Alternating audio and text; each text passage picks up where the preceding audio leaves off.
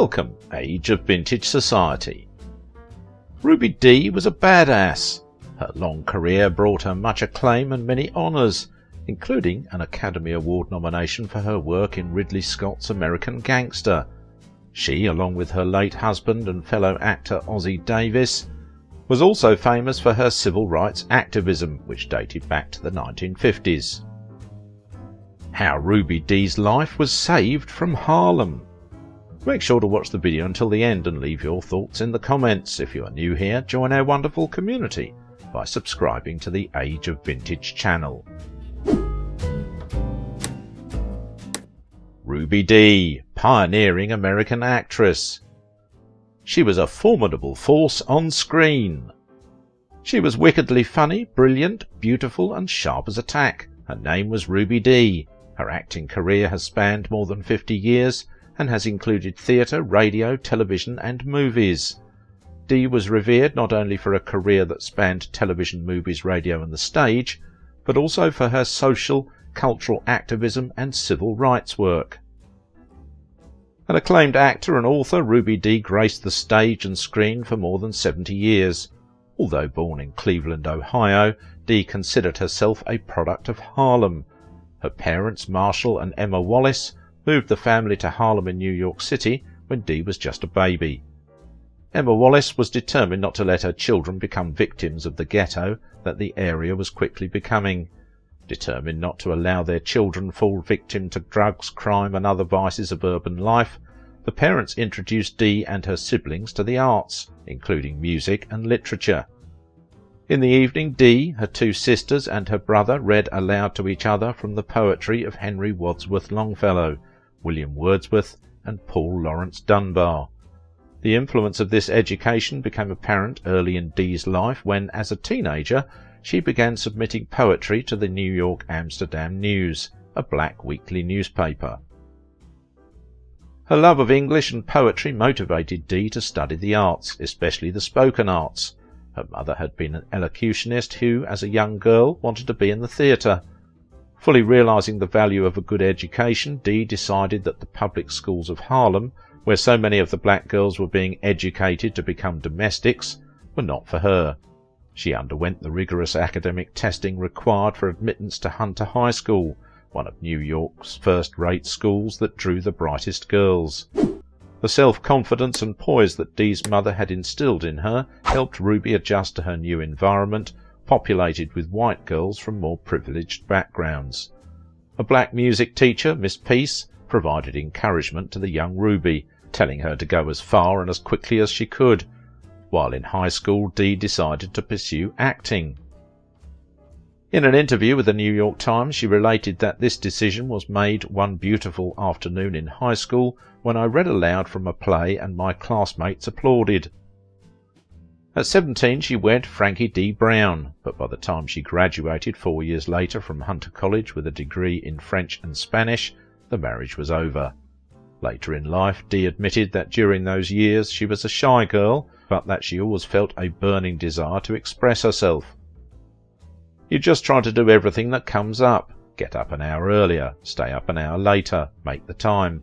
Then you look back and say, well, that was a neat piece of juggling there. School, marriage, babies, career. The enthusiasms took me through the action, not the measuring of it or the reasonableness. Dee joined the American Negro Theatre and adopted the on-stage name Ruby Dee.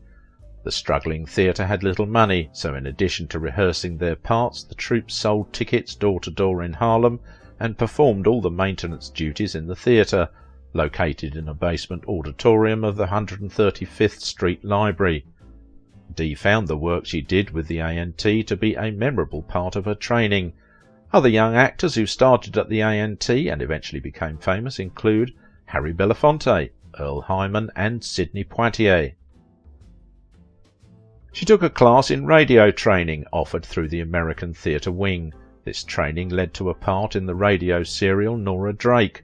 When she graduated from Hunter College in 1945, Dee took a job at an export house as a French and Spanish translator. To earn extra income, she worked in a factory painting designs on buttons. She knew, however, that the theatre was to be her destiny. Translating her enthusiasm for the arts into performing, Ruby took to the stage in Shakespearean productions. It was while performing in the Broadway play Jeb that she met her second husband, Ossie Davis, a fellow cast member. After watching him do a scene in which he was tying a necktie, Dee experienced an awareness that she and Davis would share some type of connection. Critical reviews were good, but the play ran for only 9 performances. Dee's intuition, however, proved to be true. She and Davis became close friends and worked together in the Road Company production of Anna Lucasta. Later they played Evelyn and Stuart in Garson Kanin's Smile of the World, and were married on December 9, 1948, during a break in rehearsals for that play. By then, Ruby had already made her first movie, What a Guy, but it was the 1950 flick The Jackie Robinson Story about the first black Major League Baseball player which really brought her to public attention as the legendary baseball player's wife. Also in that year she appeared in No Way Out, the story of a black doctor, played by Sidney Poitier, who is accused of causing the death of his white patient. The film was revolutionary for its time because it was the first American film in which blacks and whites confronted each other in a realistic way. In the decades that followed, she went on to win a host of choice African-American roles. She was the first black woman to take on lead roles at the American Shakespeare Festival, and starred in political films Gone Are the Days and The Incident, blazing a trail for other black performers in the process. Over the next decade, Dee appeared in several plays and movies in which she was cast as the consummate wife or girlfriend, patient, always understanding, all forgiving. A few parts helped Dee break free from this stereotyping. Of note is the role of the ebullient Lucille Bell Gussie Mae Jenkins in Davis's 1961 play Pearly Victorious. In this satire on black-white relationships, Davis plays the preacher Pearly who, with Lutie Bell's assistance, helps to outwit a white plantation owner. In 1963 this highly successful play was made into a movie titled Gone Are the Days, and was later musicalized as Pearly. Dee again was typecast as a long-suffering wife and daughter-in-law in the Broadway production of Lorraine Hansberry's A Raisin in the Sun. She recreated her role as Ruth Younger in 1963 film version of the play. Dee's roles made her appear to be the typical woman born to be hurt, instead of a complete person. But in A Raisin in the Sun, Ruby Dee forged her inhibitions, her anemia, and her repressed and taut ache to convey beautifully the most searing kind of black torment. Broke free from typecasting. The one role Dee feels put an end to her stereotyped images was that of Lena in the 1970 production of Athol Fugard's Boseman and Lena. Fugard, a white South African dramatist, portrays the dilemma of South Africa's mixed-race people who are rejected by both blacks and whites. Lena wanders the South African wilderness and ekes out a living with her brutish husband Boseman, played by James Earl Jones. Dee told interviewer Patricia Bosworth in the Blue York Times that Lena is the greatest role I ever had. It was also her first theatre role since 1966, and she was not sure she could do it. Her husband encouraged her, saying that the part could have been written for her, even though Fugard had originally written the role of Lena with a white actress in mind.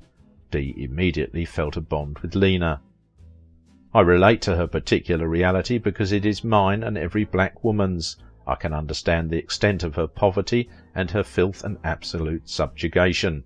On one level, Boseman and Lena represent the universal struggle of black against white, man against woman, but they are also victims of something that is permeating an entire culture. Dee finally realised that she was being offered a great part at a time when few, if any, good parts were written for black actresses. I have always been reticent about expressing myself totally in a role, but with Lena I am suddenly gloriously free. I can't explain how this frail, tattered little character took me over and burrowed so deep inside me that my voice changed and I began to move differently. I am as alive with her as I've never been on stage. Critics took note of Dee's performance. Ruby Dee as Lena is giving the finest performance I've ever seen. Never for a moment do you think she is acting. You have no sense of someone portraying a role. Her manner, her entire being, have a quality of wholeness that is rarely encountered in the theatre. Beginning in the early 60s, Dee made numerous appearances on television, including roles in the Play of the Week, and in such television series as The Fugitive, The Defenders, The Great Adventure, and The Nurses, where in 1968 she played Alma Miles, the wife of a neurosurgeon. On Peyton Place, she was the first black actress to be featured on the widely watched nighttime serial. Took up civil rights causes. Issues of equality and civil rights have long been a concern of Dee's. Dee and Davis collaborated on several projects designed to promote black heritage in general, and other black artists in particular. In 1974 they produced the Ruby Dee Ossie Davis Story Hour for the National Black Network. In 1981 they produced the series with Ossie and Ruby for the Public Broadcasting System. Dee found this work particularly satisfying because she got to travel the country talking to authors and others who could put the black experience in perspective.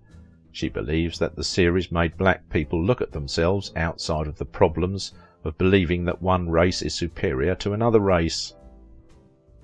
In 1953 she became well known for denouncing the US government's decision to execute Julius and Ethel Rosenberg for wartime spying. This experience helped Dee realised that discrimination were not exclusively black experiences.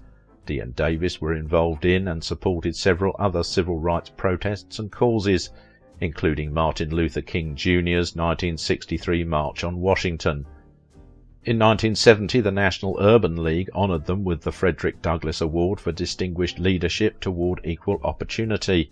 In 1999 they were arrested for protesting the fatal shooting of an unarmed West African immigrant, Amadou Diallo, by white police officers of the New York City Police Department.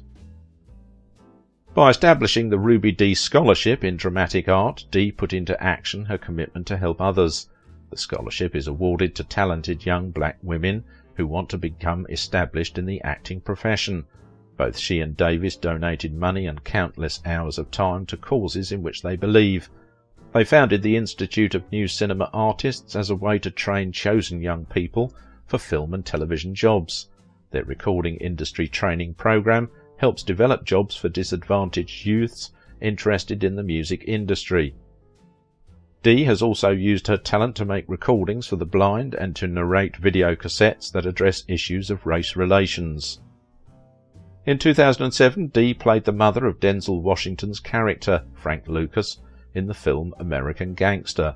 The performance earned Dee her first Oscar nomination at the age of 83 and made her the second oldest person ever nominated for the award. Dee continued to perform into her 80s. Ruby Dee died in her home in New Rochelle, New York on June 11, 2014. She was 91. It was so poignant, she was so beautiful and articulate and one of the greatest entertainers. We were so honoured to have her with us as long as we did. Both Ruby and Ossie not only made really significant contributions to the arts, but they were also good citizens of the world. Their activism, their social responsibility, that was just as important to them as the art. They were always on the forefront of social issues. They led by example. That's the way they lived their lives.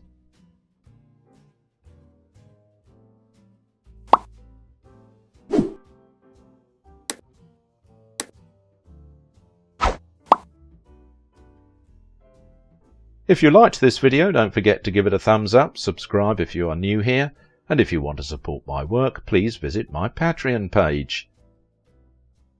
Now it is your turn. What do you think about the life and legacy of Ruby Dee?